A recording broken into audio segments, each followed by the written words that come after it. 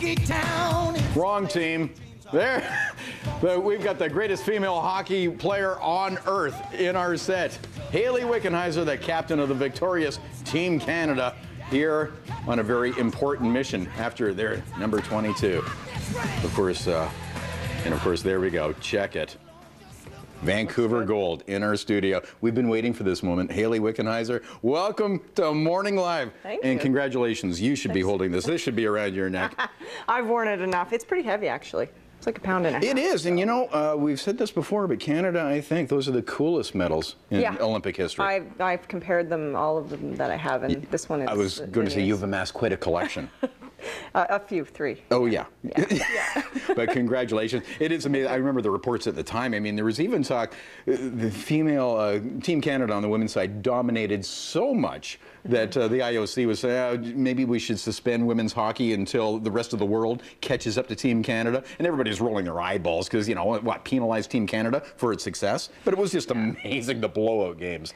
Yeah, it was, you know, we had a lot of success. We had a really good team this year, and we worked very hard to get their 60 games over 11 months full-time together, and just the program that Hockey Canada has been very successful. Yeah, of course, Team USA made it competitive for you. Kept it interesting. No, they're a great team. You know, we lost a couple World Championships to them, and you know, it was not an easy win, as people might think. Right, and in the end, you got the gold and you got the big party. Although you missed the party, we should mention. I don't know if we've got a shot of the party that Canada just loved with the cigars and the wine on the ice, but you were actually so busy being captain of the team doing interviews. But and of course, there's the official shot there. There's the official shot. Yeah, no. It was a harmless celebration that got blown out of proportion, but you know, to this day I go around the country, people talk about, hey, that was a great thing what we saw, and for the most part it's been a positive thing. Of course.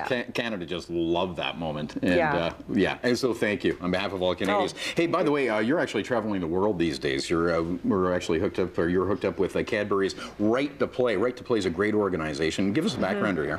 Yeah, well, Cadbury and Right to Play have connected for the Cadbury Power Play or Play Power program, CadburyPlayPower.ca. You can go to the website, and what they're doing is if you buy a Cadbury product, which you see here, caramel dentine, and go and enter the UPC code on the website, Cadbury is taking each of those UPC codes and purchasing a life lesson for children in countries around the world, and specifically Ghana for this program. And you'll be headed there, and one lucky winner will head to Ghana with you. Yeah, by entering your UPC code online, you will have a chance to win a trip with me next spring to Ghana, and just to experience what Right to Play does on the ground, which is they try to empower children through sport and play and teach them life lessons. You've been doing this for a while. You were actually in Rwanda a couple of years ago. Tell us about that experience.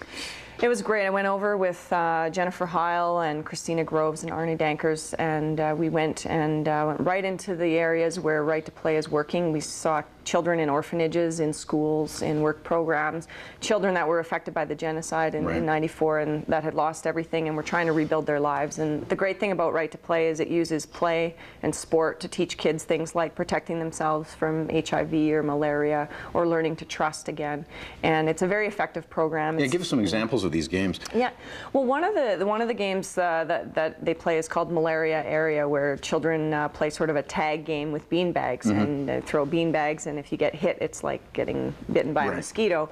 And so they incorporate these games, and when the games are finished, they debrief by talking about why it would be important to protect yourself from HIV or malaria and things like that. So really powerful lessons, simple things that you know, don't require equipment or anything elaborate, but really are effective. Yeah, so, you know, educational, but of course, you know, they could use the fun too.